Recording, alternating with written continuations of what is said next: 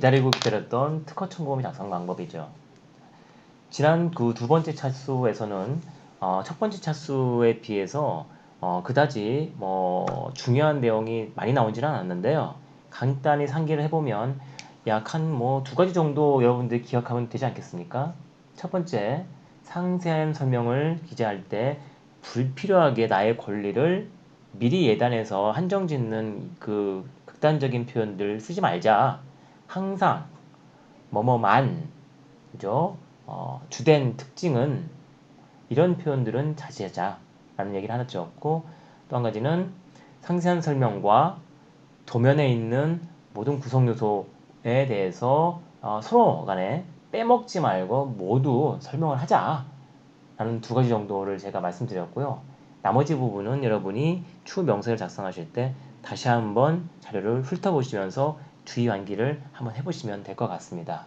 자, 명세서는 상세한 설명과 도면, 요약서, 청구 범위 이렇게 네 가지 파트로 구성되어 있는데 그 중에 가장 중요한 부분이 특허 청구 범위이기 때문에 이 부분에 대해서 여러분이 오늘 강의를 통틀어서 모든 걸 읽는다 하더라도 특허 청구 범위가 무엇이고 어떻게 작성되는 것이면서 어떻게 해석해야 된다 라는 부분만 기억하고 가신다면 오늘 수업은 대성공이라 할 수 있겠습니다. 같이 한번 공부를 해보시죠. 자, 청구 범위를 공부하기 앞서서요. 제가 관련 용어를 몇 가지 설명을 드리겠습니다. 자, 청구 범위 영어로 말하면 claim, 그 다음에 전제부, 본문 연결부 또는 발명의 구성요소, 독립광과 종속광, 장치 청구항, 방법 청구항. 자, 오늘 제가 특허 청구 범위를 설명하면서 이런 용어들을 막 사용할 건데요. 지금은 생소하시겠지만 제가 하나하나 용어를 다 설명드리겠습니다. 설명을 들은 후에는 그 다음부터는 제가 얘기를 딱 하면 바로 알아들으셔야 됩니다. 자, 이 특허 청구항 1에 발명 구성요소 A는 라고 얘기를 했을 때 여러분들이 금방금방 그게 그거 라고 알아들으셔야 된다는 거죠. 자, 첫 번째 용어 전제부, 본문, 연결부입니다. 전제부, 본문, 연결부. 여러분이 특허 그 명사에서 다른 명사를 보시게 되면 보통 이런 형식으로 써 있어요. 뭐뭐뭐 하는 장치에 있어서 그다음에 뭐뭐뭐 하는 A, 뭐뭐 하는 B, 여기 세미콜론도 딱 찍혀 있습니다. 및 뭐뭐 하는 C 밑에 보면 를 포함하는 또는 를 포함하는 걸 특징으로 하는 뭐뭐뭐 장치 이렇게 되어 있거든요. 뭐뭐뭐에 있어서 라고 하는 부분을 우리가 preamble 또는 전제부라고 부릅니다. 전제부. 그 다음에 각 A, B, C라고 나열되어 있는 부분을 본문이라고 하거든요. 그 다음에 마지막에 포함하는 이라는 이 말이 바로 트랜지션이라고 해서 연결부라고 불러요. 전제부는 발명의 목적이나 기능을 이렇게 인트로, 도입을 해서 소개를 해주거나 발명 제목을 간략히 요약하는 건데요. 이 프리앰블 부분, 전제부는 써도 좋고 안 써도 좋습니다. 제가 우리 특허사무소에 근무하신 분들한테 교육을 할 때는 전제부를 굳이 꼭 필요한 경우가 아니면 쓰지 말아라 라고 가이드하기도 합니다. 정작 중요한 것은 본문이죠. 그래서 발명의 구성 요소를 열거하거나 특정 구성 요소를 보완하여 설명한다. 뒤에 이제 예시를 보면 더 자세히 알 수 있겠죠. 연결부 중요합니다. 를 포함하는, 포함하여 이루어지는. 이 말이 있기 때문에 뒤에 설명드릴 특허 침해를 판단하는 방법이 달라지는 것입니다.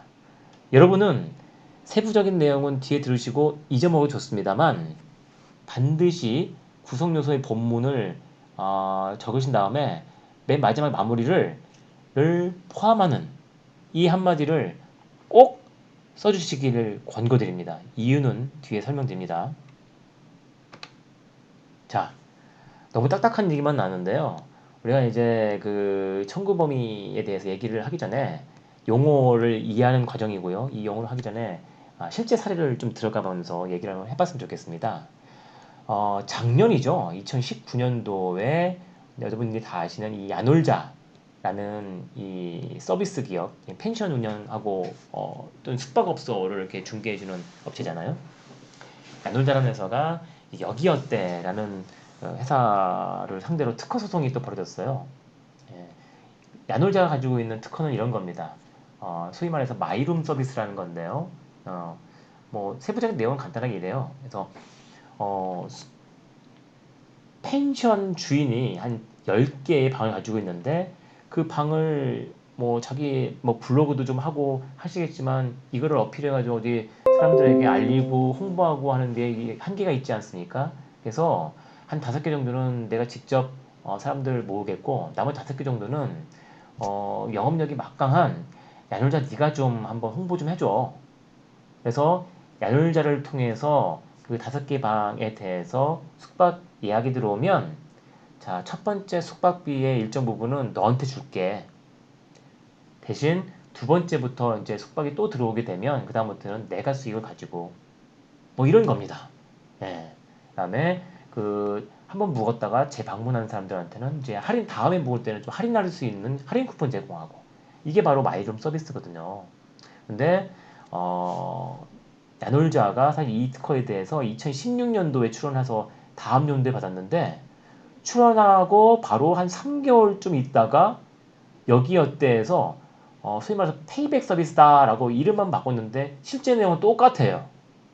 예, 똑같이 따라 하는 이 행태를 보이니까 야놀자가 야 이놈 너 이렇게 해서 안 되지 해서 1년 정도 기다리고 있다가 특허가 출원되면 여러분이 특별하게 급행료를 내지 않고 일반 심사로 들어가게 되면 우리나라는 보통 보면 한 1년 6개월 정도 되면 특허가 등록되거든요.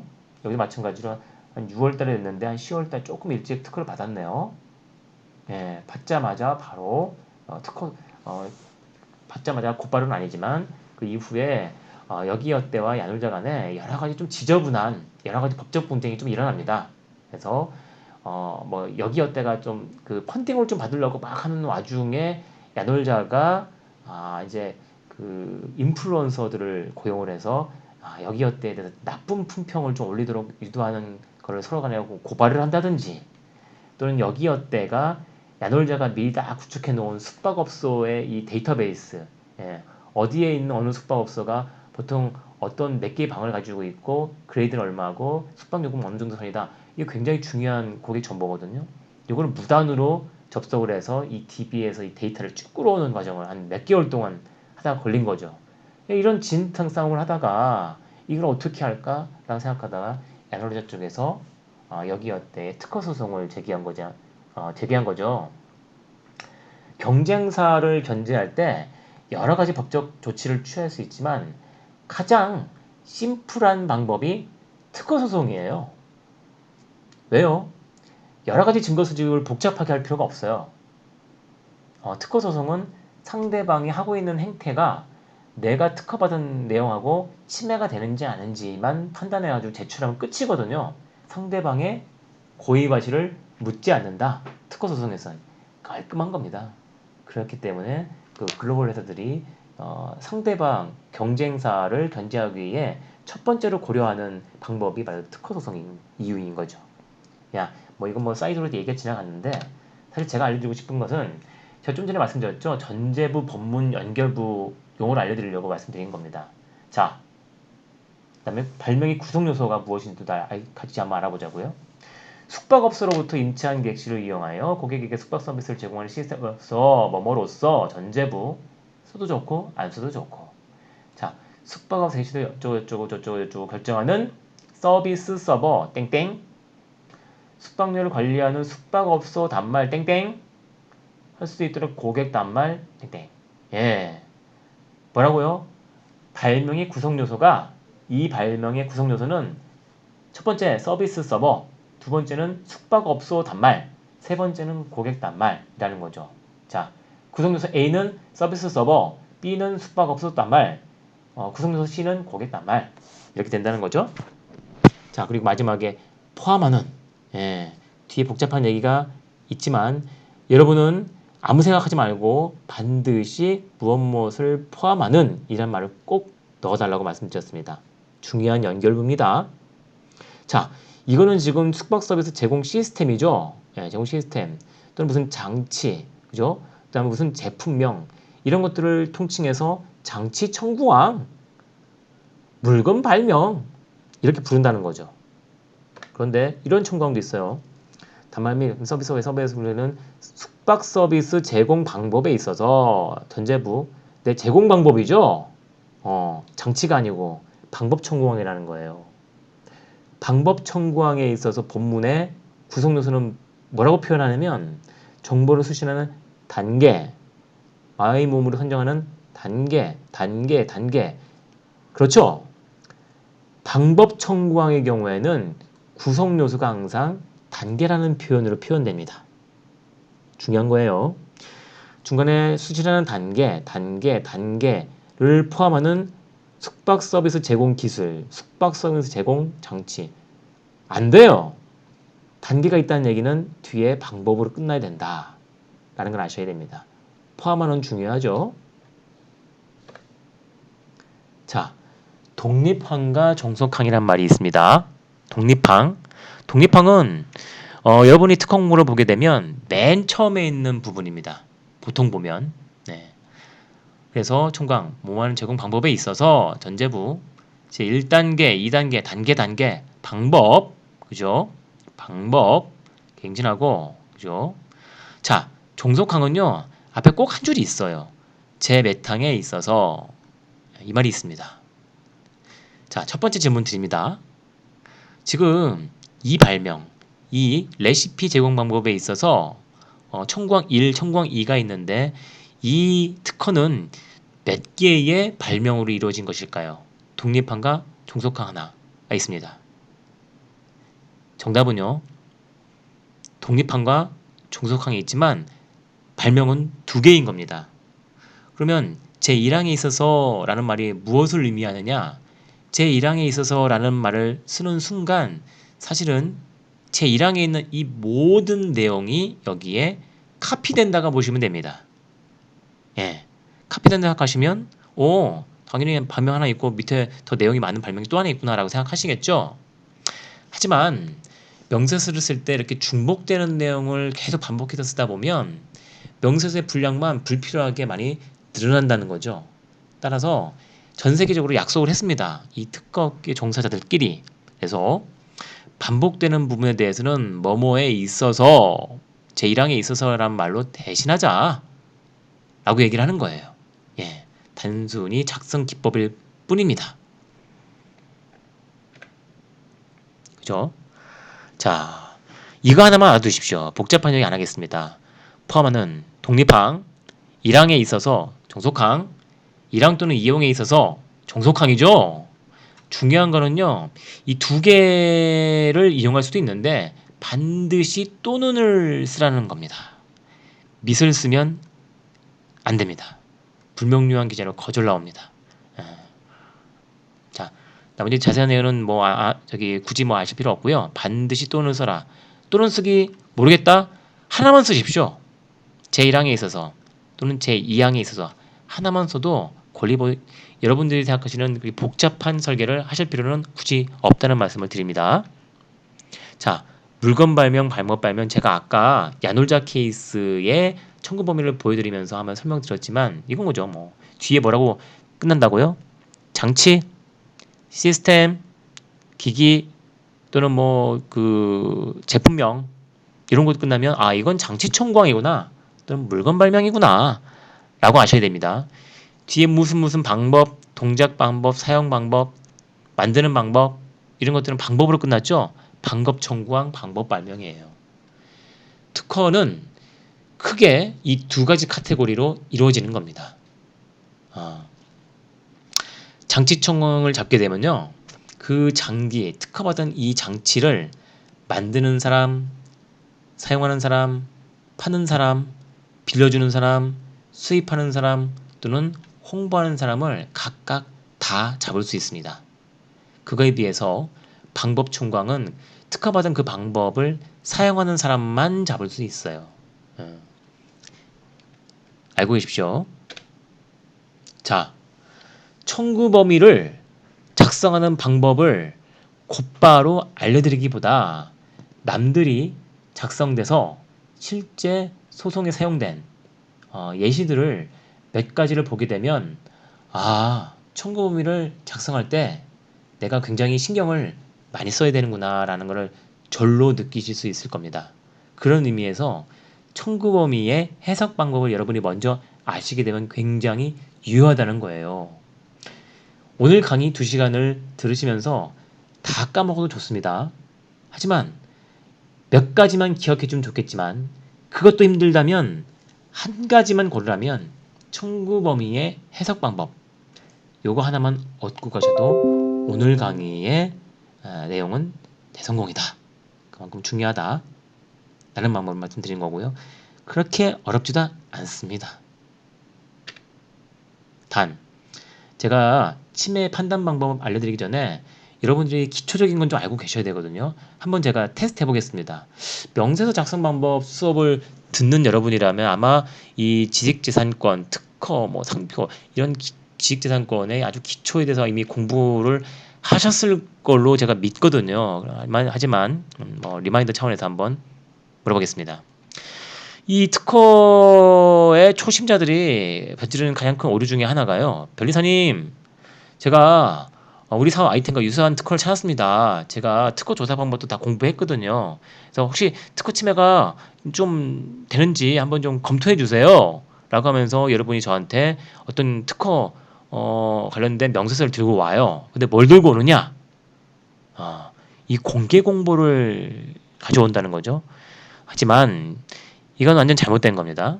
자, 절대 특허 침해를 판단하는 데 있어서 공개 공보를 저한테 가져오지 마세요. 왜요? 특허는 20년 가까이 보호받는다면서요? 그런데요, 사실 여러분이 특허 출원해서 급행료를 내지 않는 한 대개 한 1년 반에서 2년 정도 후에 특허가 등록되거든요. 특허가 등록되기 전에는 특허가 등록된 이후에는 특허권이 되지만 특허가 등록되기 이전에는 아무것도 아닙니다. 그냥 종이 쪼가리라고 생각하시면 되겠어요. 근데 그 종이 쪼가리를 가지고 침해가 되는지 안 되는지를 봐주세요 라는 게 무슨 의미가 있단 말입니까? 그렇기 때문에 여러분은 침해 판단을 할 때는 반드시 무엇을 공개 공보가 아니고 특허 등록 공보를 가져와 달라. 등록이 되고 청구 범위가 확정돼야만 침해 소송도 할 수 있고 남한테 로열티도 거둘 수 있고 이 특허를 팔 수도 있고 그전에는 안 된다는 거예요. 종이 쪼가리니까. 두 번째, 저한테 특허 등록 공보를 가져오셔야지 PCT 공보는 가져오지 마세요. PCT 공보는요, 여러분들이 그 각 나라의 특허 출원을 하기 위해서 편의적으로 만들어진 중간 단계의 제도거든요. 그래서 여러분이 한국에 특허 출원을 한 다음에 각 나라의 특허 출원을 함에 있어서 나라마다 제도도 다 다르고 양식도 다르고 돈도 준비 아직 안 됐고 하기 때문에 중간 단계의 PCT 국제 출원을 해놓으면 그 기간을 연장해 주거든요. 원래는 1년 안에 했어야 되는데 그걸 30개월에서 31개월로 이렇게 기간을 연장을 해줘요. 다른 나라의 특허를 낼 수 있는 그 기간을 돈만 좀 내주면. 하지만 PCT 국제 출원은 절대로 등록되지 않습니다. 어떻게 해야 등록이 돼요? 각 나라에 내려보내서 그걸 국내 단계 진입이라 합니다. 미국이면 미국, 일본이면 일본의 각 나라에 내려보내서 그 나라의 그 특허청 심사관의 심사를 받으셔야 돼요. PCT 국제 출원을 냈다고 막 자랑하시는 분들 보면 그건 권리가 아닌 겁니다. 자, 두 번째는요. 어떤 분들 변리사님 저희가 특허 조사 방법을 다 공부해서요. 유사한 특허들을 좀 찾아봤는데요. 제가 보니까 이게 좀 비슷해 보이긴 하는데 딱 보니까 이건 우리랑 관계가 없는 것 같아요. 맞죠? 라고 물어보시면서 저한테 뭘 보여주냐면 이 특허 공보는 잘 가져왔어. 등록 공보는. 근데 도면을 저한테 보여주시면서 우리 거랑 달라요 라고 얘기하시는데 절대 안 된다고 그랬어요. 제가 처음에 뭐라고 했습니까? 명세서에 4가지 파트가 있는데 청구 범위가 제일 중요해요. 왜요? 청구 범위에 글로 써 있는 글자 그대로 남이 따라해야만 침해거든요. 도면에 있는 거 따라하는 건 아니고요. 도면에 있는 내용은 청구 범위에 있는 내용의 하나의 실시제 중에 하나인 겁니다. 예시 중에 하나요. 아시겠습니까? 예시는 좀 다르더라도 청구 범위에 뭐라고 적혀 있는지를 봐야 된다는 거예요. 예, 중요합니다. 자, 이제 본격적으로 특허 침해 판단 방법을 알아보도록 하겠습니다. 실제 사례입니다. 작년에 저희 특허사무소에 의뢰가 됐던 사례예요. 예. 아까 보셨죠? 하단에 보시면 이 넥밴드형 선풍기, 작년에 선풍적으로 인기를 끌었던 그 선풍기. 예. 예, 사실 근데 우리 사무소의 의뢰인은요, 이 선풍기의 특허권자는 아니었고, 요거에 그 짝퉁 만드시는 분, 짝퉁 만드시는 분이 저희 고객이셨는데, 이제 원래 이 특허권자한테 경고장을 이렇게 받고 이 경고장 들고 저한테 찾아오셨어요. 그래서 제가 이 오른쪽에 있는 사이트에다가 우리가 이거 팔고 있는데 지금 저기 특허권자한테 경고장이 날라왔다. 예. 그래서 이것 좀 어떻게 처리해 달라라고 요청이 온 거죠. 제가 봤거든요. 여러분들 특허 검색 방법에서 키프리스 검색 방법 공부해 보셨죠? 예. 경고장이 딱 날라오게 되면 경고장이 보통 어떤 특허에 대해서 당신 침해하셨습니다라고 이렇게 적어놔요. 이거 적혀 있지 않으면 번호가 적혀 있지 않으면 그냥 무시하시면 됩니다. 예. 근데 이게 적혀 왔다는 얘기는 이제 상대방도 변리사 또는 변호사님을 통해서 잘 만들어 왔다는 얘기죠. 제가 한번 찾아봤어요. 넥밴드형 선풍기 이 블루베리라는 회사에서 냈더라고요. 그래서 어떻게 권리를 가지고 있나 제가 한번 봤죠. 그래서 이게 지금 그 솔직히 말해서 침해품입니다. 침해품은 아니고 지금 따라하고 있는 짝퉁품이죠.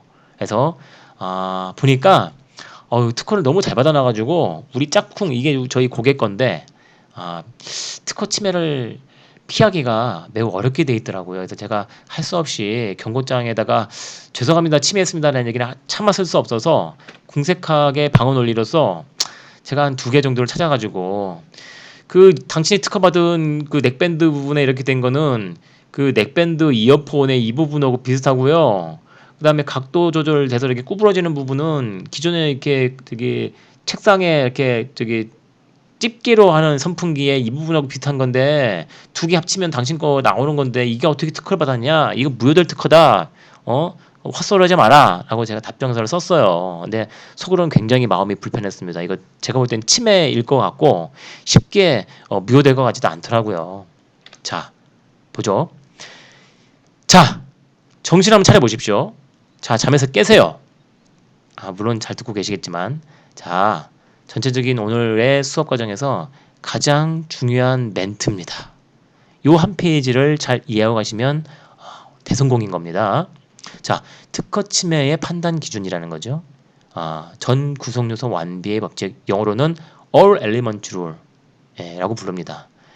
요것만 알고 계셔도 어디 가서 굉장히 의시될 수 있습니다. 어떻게 그런 거를 다 아세요?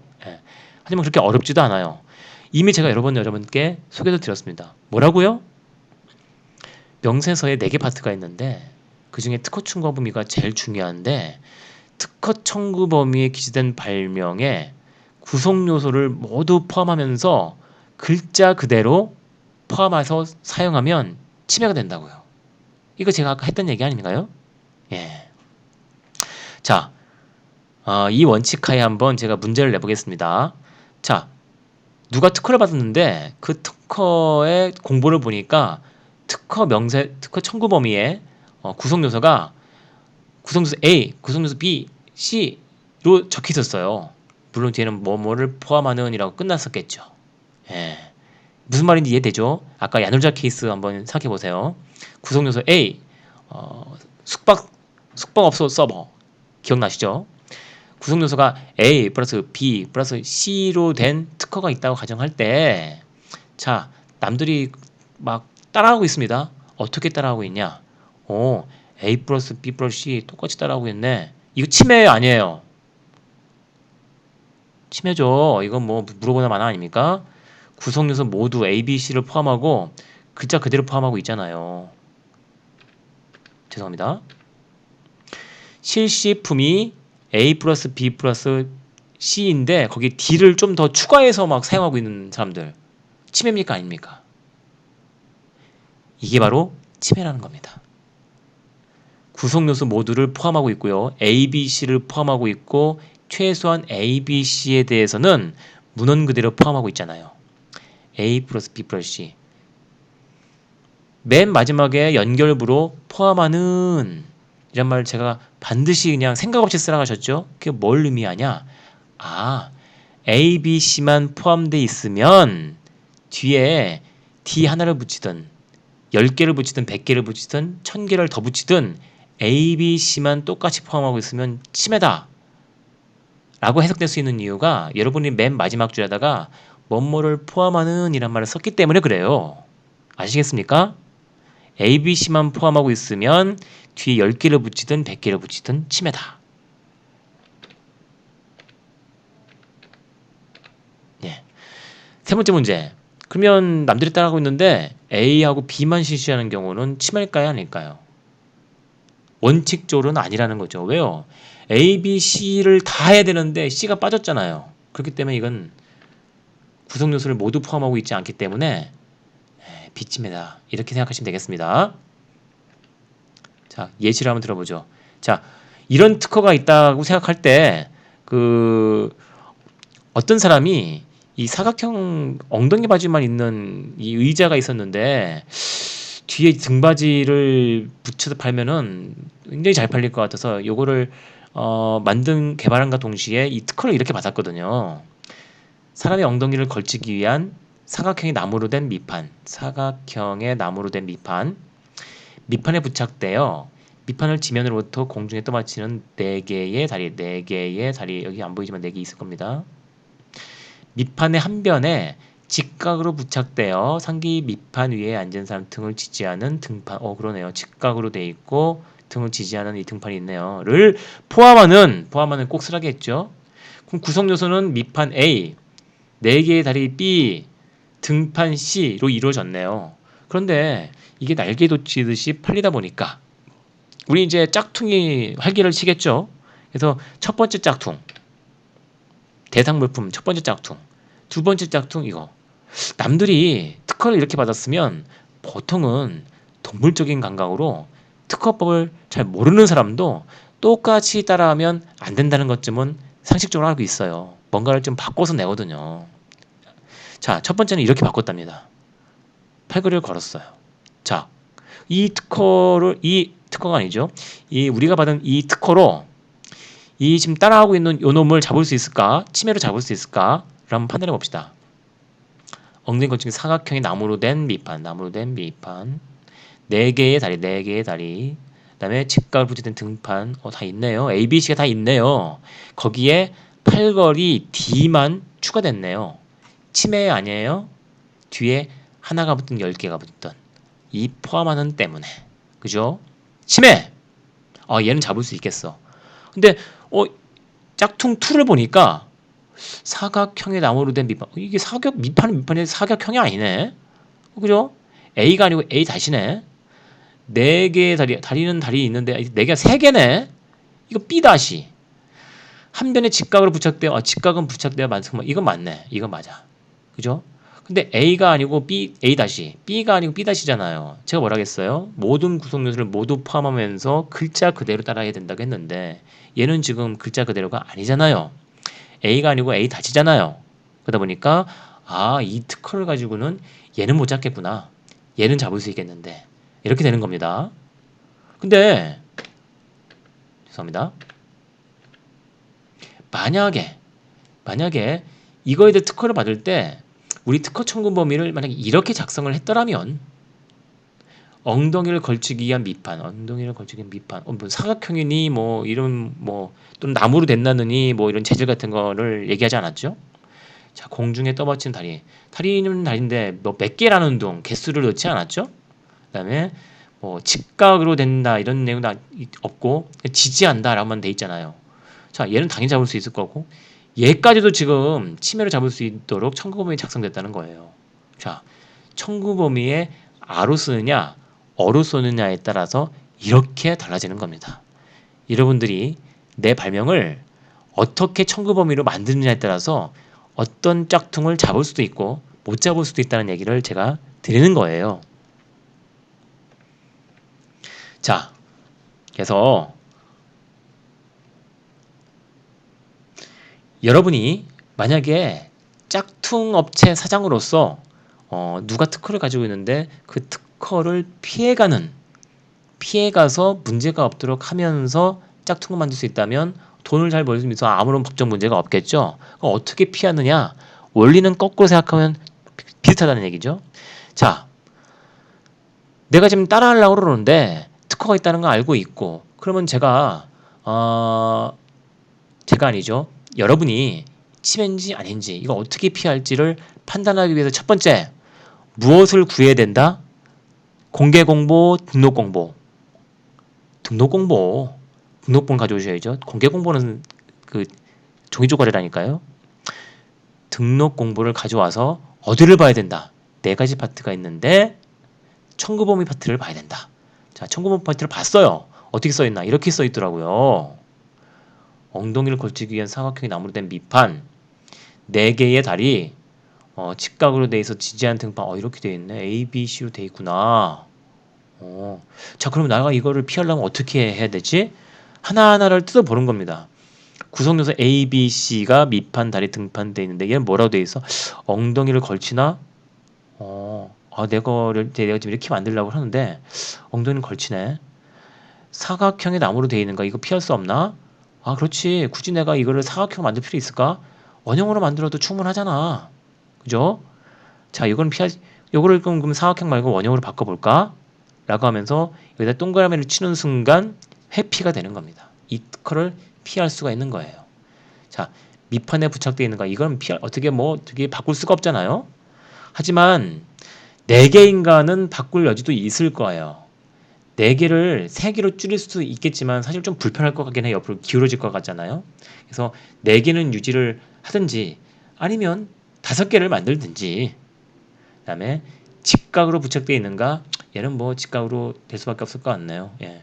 자, 이렇게 우리가 재질, 나무 이걸 스테인리스로 바꾸든가 그다음에 사각형을 원형으로 만들든가 다리 개수를 4개가 아니고 뭐 다른 개수로 바꾸든가 이런 식으로 뭔가 차별점을 늘려갈수록 내가 이 특허에 침해가 될 가능성은 점점점 낮아지는 것이다. 이게 말하는 특허 침해 회피 설계 방법이에요. 자, 여기까지 공부를 하고 우리 그 다음 시간에는 이걸 기반으로 해서 특허 청구 범위의 작성 방법에 대해서 제가 되게 공부해 보도록 하겠습니다.